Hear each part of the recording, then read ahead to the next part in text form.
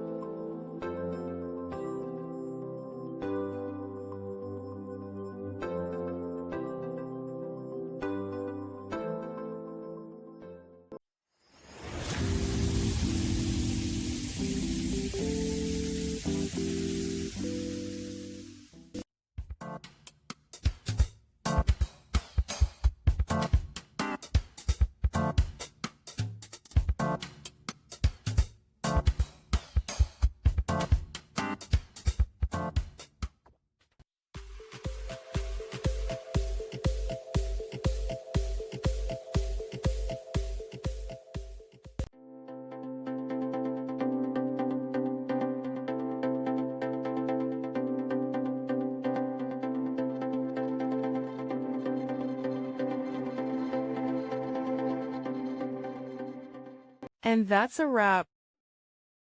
I hope you found the answer you were looking for. If you did, take a second to hit that subscribe button. It really helps out. And let me know in the comments which solution worked best for you. See you next time in the debug zone.